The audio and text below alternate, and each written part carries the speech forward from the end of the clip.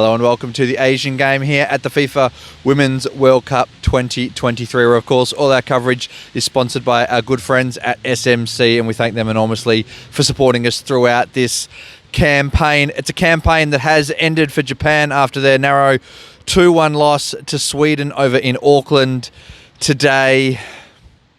What can you say? It was an opportunity missed for Japan. They were favourites coming into this game, despite the fact that Sweden had knocked out the USA a couple of days earlier. The performances of Japan throughout the tournament: 4 wins, 4 games, 4 wins, 14 goals scored. Just the one conceded meant they came into this game as the favourites to get the job done over Sweden and advance to the semi-final. It would have been the third time in 4 World Cups that Japan had advanced to the semi-final, but it wasn't to be. Sweden came out of the blocks the far stronger side. The Nadeshiko just couldn't get any flow going into their game. They struggled to come up against a side that was more physical, stronger. Alex kind of touched on this, and we'll cross to our man Alex in Tokyo shortly. He touched on this in his pre-game preview of the game today. He mentioned that Sweden and teams that play like Sweden are kryptonite for Japan. Of course, they got knocked out in the quarterfinals at the Olympics on home soil in Tokyo as well, and Sweden have made it 2 from 2. Japan haven't been able to exact any revenge from that loss. It was Ilierstedt in the 32nd minute that put Sweden ahead. Angelhal in the 51st minute converted from the spot after Japan conceded a penalty. It went to VAR. It was a handball. Unfortunately, it made the score 2-0, incredibly difficult for Japan to get back from that point on, given that the momentum was fully with Sweden. They hadn't found any way to get into the game. Riko Oeki missed a penalty in the 76th minute that would have given Japan a lifeline to get back into the game. As it was Honoka Hayashi who scored in the 87th minute to give Japan that lifeline that they needed. 10 minutes of extra time or stoppage time at the end of the second half gave them about 15 minutes beyond that to find an equaliser and send it to extra time. They had great chances to do that but couldn't convert, couldn't make the most of that opportunity. Perhaps if they'd had scored that penalty and had that extra 10 or 12 minutes to find that equaliser, they may have been able to do so, but it wasn't to be the case. Japan's run here at the Women's World Cup in Australia and in New Zealand, where they played all of their games, has come to an end at the quarterfinal stage, which leaves Australia as the only team from the AFC left standing in this tournament. Of course, they face their moment of truth tomorrow night in Brisbane up against France, who played here earlier this week in Adelaide against Morocco, routed them 4-0. They go into that games. It's probably level pegging if we're completely honest. I know some have France as favourites, probably just based purely on their rankings, but Australia is the home team. I think that's a toss of a coin. That one, we'll have the full recap and reaction from that tomorrow night, in which we're hopefully talking about Australia making it through to the semi-finals. But it is Japan's loss that we're focusing on today. Our man who's been following the Nadeshiko throughout this entire campaign started out in New Zealand in the group stage. He's had to go back to Japan, where he's watched their last couple of games, is Alex Bishop, and I'll cross to him in Tokyo now. Alex, thanks very much for joining us.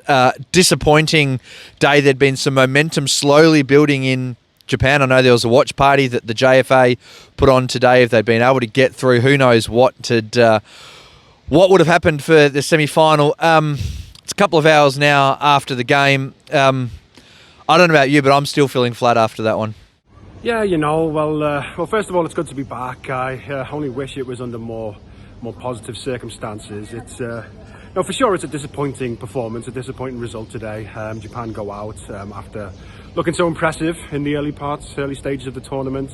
I think we have to remember, heading into the tournament, the expectations really weren't that high. Japan was struggling to score goals. I don't think they'd beaten anybody above them in the FIFA rankings for quite some time. In fact, I can't even remember the last time they managed that. And then to go on and really kind of do what they did and get those impressive wins, especially against Spain and then Norway as well. It's disappointing to go out today, knowing what could have been. It really seemed like interest was picking up a bit here in Japan. They'd intrigued the world It was all very positive, the youngest team in the tournament all falling into place. But sadly, this was a tough opponent today. But then again, it is the likes of one that you will surely have to beat if you're going to get anywhere near the trophy. And Japan have sadly fallen at this hurdle. Yeah, as I alluded to in the introduction to my to this show, you mentioned in your pre-game video, the preview that we put up on our Twitter, or X as it's called now, and Instagram before the game. You mentioned that Sweden are kryptonite for Japan, and teams that play like Sweden that are physical, that have got an aerial presence. Can you just explain why that is? Like, what is it about Sweden, and what is it about teams like that Japan just cannot get a handle on? Yeah, I mean, to give you a bit of an oversimplification of it, Paul, it essentially comes down to the physicality that Japan often come up against, pretty much with anyone, outside of the Asian nations, perhaps maybe, Australia. Sweden, they're known for being quite competent in defence. They're very rigid, they're very organised, they play on the counter a lot. And Japan really do struggle in the physical encounters against them, and this has proved the case time and time again. Tokyo 2020 was no exception. There are times, like with the Norway game is a good example, where it's a very similar type of opponent to Sweden, but there's a lot of things that they just don't do as well as Sweden do. Japan will be afforded opportunities, and that's exactly how the Norway game played out. There was mistakes. Japan capitalised on them, and that was kind of ultimately how some of the games came. And tonight, Sweden are just a lot more, they're a lot more organised, they're a lot more clinical. And it isn't just the defence as well. They were very, very good going forward. And all this, it just really is not a good match for Japan, who play this possession game, right? And whenever they're coming up against opponents with the physical advantage, more height, then they're really going to struggle. And that's the case with set pieces, both in attack and defence. Japan will struggle to score the set pieces because of the height. This is why they go short on corners a lot. And of course, when defending them, they will struggle again in the box. This didn't really happen tonight. Sweden's goals didn't come that way, but it did against Norway, the goal that they scored. It's definitely something to consider.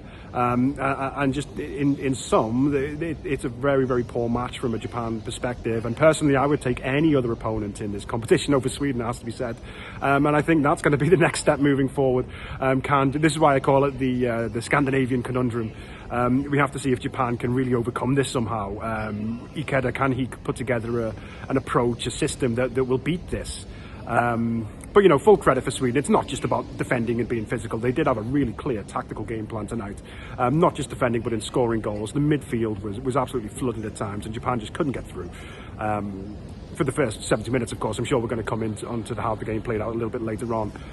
So you have to give them credit, and it was a tough opponent for Japan, and it is one that they have historically struggled with, and we'll have to see what they can do to kind of get around this. You mentioned the final 20 minutes, so that segues me on perfectly. It was an incredibly frustrating game from our one-eyed perspective, following it from a Japan perspective. They weren't in the game at all in the first 70 minutes. Sweden had them completely covered. They neutralised every threat that Japan had. But then in that final 20 minutes, I don't know what it was. Perhaps it was Sweden retreating a little bit, looking to hold on. But they suddenly found the flow and the freedom in their game to be able to play the football that we'd seen them play throughout the first 4 games. As I mentioned earlier, Ueki missed the penalty that would have given a great chance. They got the goal that they needed, but when you look at the chances that they created and the amount of possession and ball that they had, you can arguably say they should have gone on and at least forced it to extra time, if not won the game, given the amount of chances that they had. It was just, looking at it now, it's a huge missed opportunity. Yeah, I think you have to say so. I mean, I think Japan came out with a little bit of talk online about this. I think they came out with a game plan a little bit similar to the Spain game. They weren't going to be so high octane. They were going to kind of soak up the pressure a little bit, and maybe kind of the rapid counters would be the path to goal, if they would be allowed them.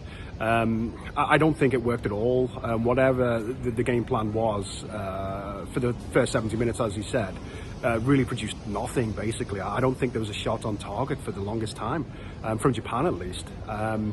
So yeah, I mean, that obviously feels like something could have been different there. Towards the end of the game, with that late spurt, when all the chances came for Japan, I think what happened is that the game plan just kind of went out the window. And they just started playing, it was a do or die situation, so they played their way, how we often see them, the Japan that we usually see, the free-flowing, attacking, aggressive in attack. Nadeshiko was on show, and it did produce results, right? You said that it could have gone to extra time, and who knows what would have happened then. The flow of the game was really looking to change, right? So it was a little bit unfortunate that it was that late in the game that came. Whatever was going on there, could that have been the way the game started? I don't know. You never know what kind of chain of events is going to pan out and change things, right? The penalty, yeah, unfortunate miss. Do we call it a miss? It was onto the crossbar. I personally thought that there was a better taker for the penalty on the pitch, Rika Oweki. Let's not forget that she did miss a penalty in the first game against Zambia that was luckily called back and had to be retaken, which she did go and score. But she sometimes does struggle with composure, despite being the wheelie golden boot winner. It's a strange thing to say, but I have seen her, miss a few penalties in the Wii League. So Yui Hasegawa is on the pitch. Would she be a little bit of a better choice? I don't know. So I do think a few things could have been changed up there. And I've said before. I mean, Sweden are a massive adversary, a very difficult opponent to face at this stage in the tournament. They really know how to work an opponent. Their tactics are excellent. I feel that they're a little bit more experienced, going deeper into tournaments, deeper into games themselves, and will keep that kind of composure. And they ultimately kind of won the battle today. So, we can sit here and kind of stew on what could have happened, what might have happened had they gone on, and I don't think many Japan fans will want to kind of sit around and think about that for too long. But yeah, if they had got past Sweden today, if they'd got a few more things right on the pitch, had they got a bit more rub of the green, like they have been in the previous games, maybe it was time for luck to change, I do feel that great things could have been achieved here from Japan, but it just hasn't been the case, and it's simply not to be. Well, you joined us on our preview of the tournament when we focused on Japan, and you predicted that Japan would get to the quarterfinals. You normally like to be right with your predictions, but I'm sure this is one that you would have much preferred to be wrong about. As I kind of just said, it feels like a missed opportunity coming in. It felt like making it to the quarterfinals was probably par for Japan, and that would have been a good result. But when you look at the form that they displayed through the opening few games, it feels like they've underachieved a little bit now. Do you see it the same way? Yeah, I mean, kind of as a tournament assessment, I mean, as you mentioned, they're going into the tournament, the expectations really weren't that great, and the prediction for them to finish in the quarterfinals, it's kind of, a little bit of it has to do with them being linked with Group A, which didn't have the strongest opponents, shall we say. I think all of them have been eliminated from the tournament by now, right? I think all of them went out in the round of 16, by the round of 16, so the quarterfinals was going to be where we could expect Japan to get, and I suppose I kind of still maintain that a lot of the performances in the group stage, and even with the Norway game a little bit, it's a little bit a bit of a smokescreen. Some of it, I think. I mean, we had Zambia who really did their best and did some good work at the tournament in that final game, but defensive wise, there's not really much structure there. Japan, a very well-oiled attack, could easily break through that. Costa Rica, a little bit similar, I suppose. And then the Spain game, do we call that a bit of an anomaly, I suppose, with the Ikeda going with a very, very different setup, kind of surprising them, and then with both teams being, assured progression to the next stage.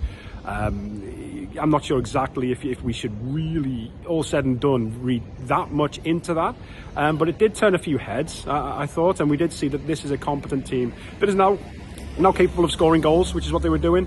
And then Norway, a little bit of luck played its part, but again, Japan did quite well to play through them. And then I always mentioned that as soon as Japan come up against a very competent defensive structure, they're going to struggle. When they're going to come up against a team that is very used to going deep into games, they're going to struggle. How will Japan react when they go behind? I mean, all of that, we kind of saw some of that today.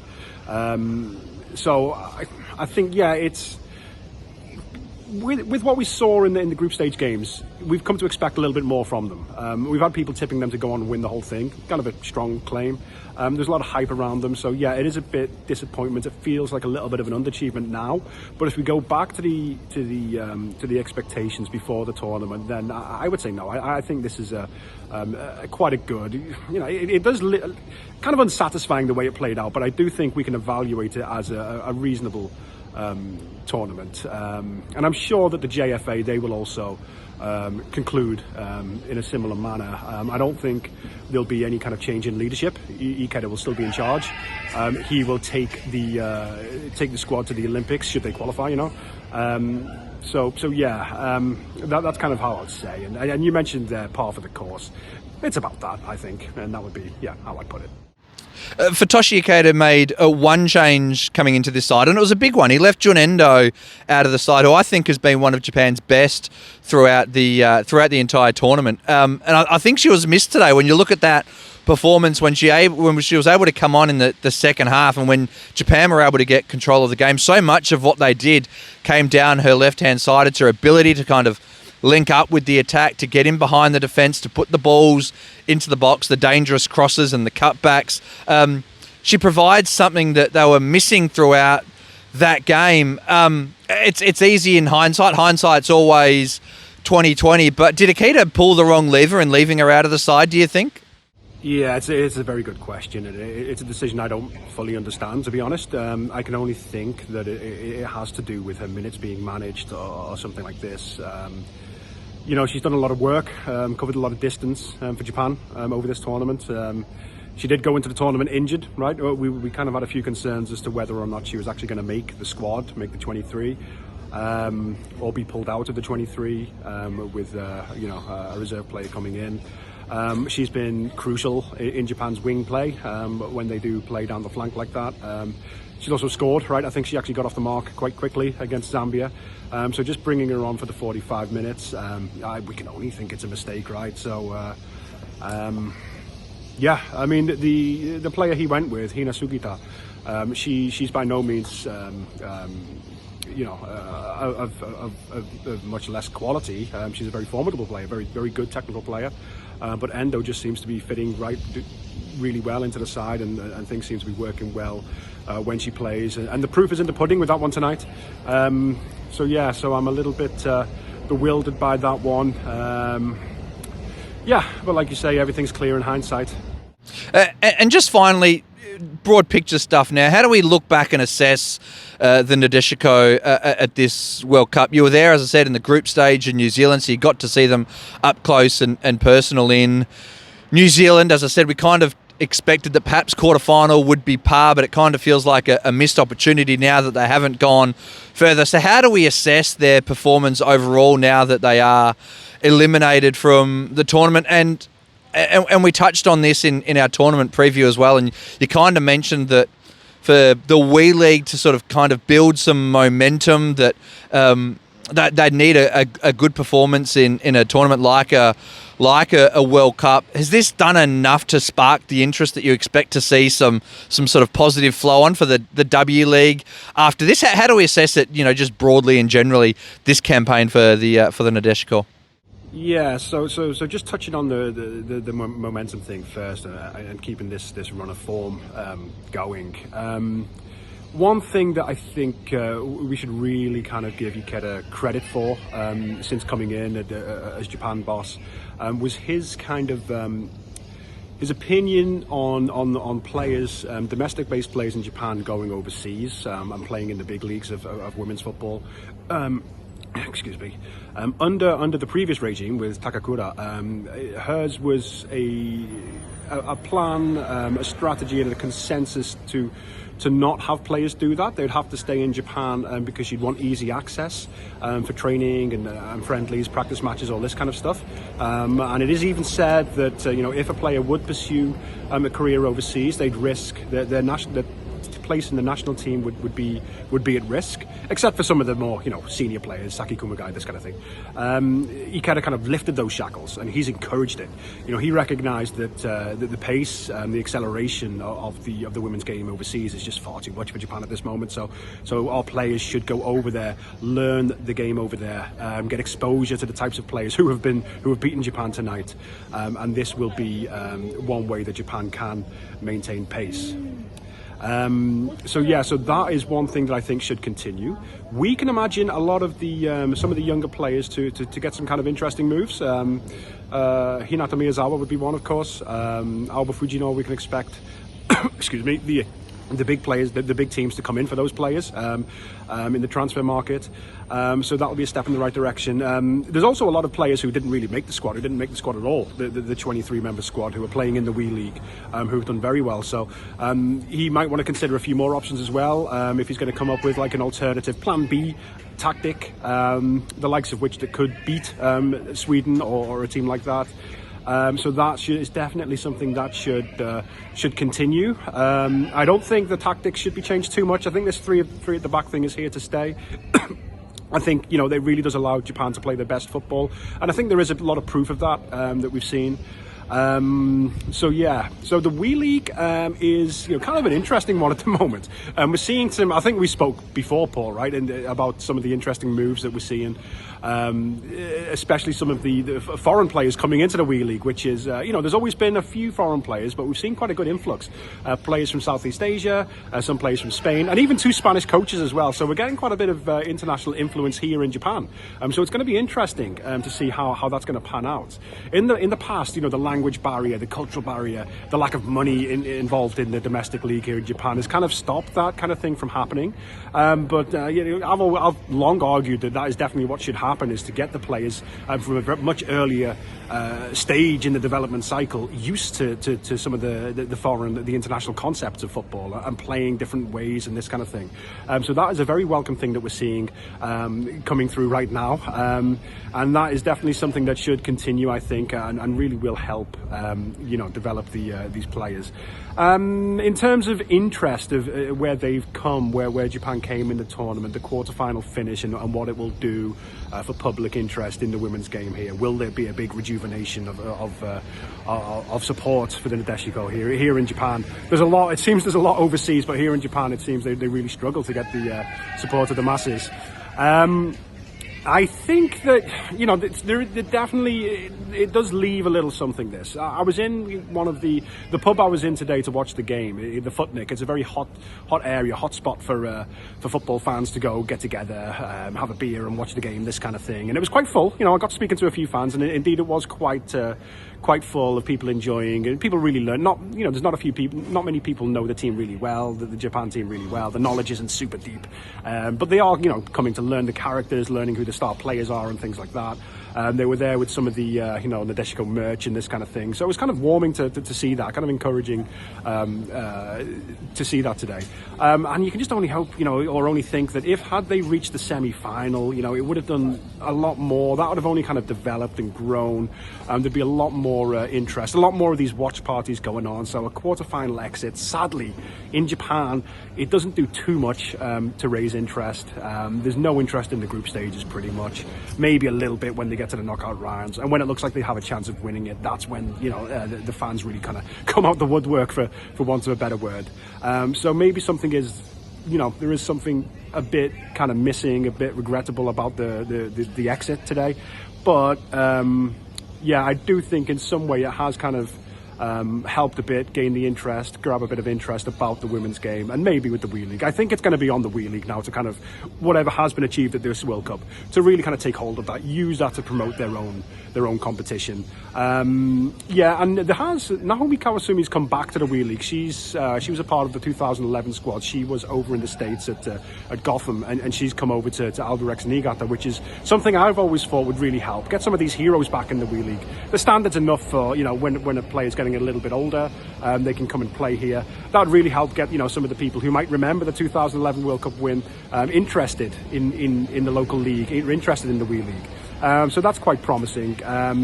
But yeah, we're just going to have to see how it pans out from here. You know, hopefully there are new times afoot. There's been some fresh initiatives, like I've just discussed, with the foreign players, veteran players coming back. So hopefully this just all plays into it. And by the time the Olympics come around, you know, it'll be a very different narrative. Well, Alex, thanks very much for your time. I know it's been a difficult day in Japan. We're all a little bit disappointed still at the result of that one, but always a pleasure to have you on the show to pick apart the Nadeshiko's performances. And no doubt we'll have you back on sort of as at the end of the tournament for a greater look back at the tournament as a whole. But for now, thanks very much. Yeah, cheers, Paul. Yeah, and unfortunately there won't be an Asian Game derby as the final of this competition, but yeah, good luck to the Matildas tomorrow. All right, and that is where we will leave things for today. Big thanks to Alex once again. Massive thanks to our sponsors, to SMC, who have supported us throughout this entire campaign. It's a campaign that we hope doesn't end for Asia with Australia's match against France tomorrow night. That's the big one now that we're all looking forward to up in Brisbane. We're all behind the Matildas, hoping that they can make it to the Final Four. I'll be back tomorrow with a full recap of all of that, as I said, as we're talking about the Matildas in the Final Four of the Women's World Cup. But until then, it's bye for now.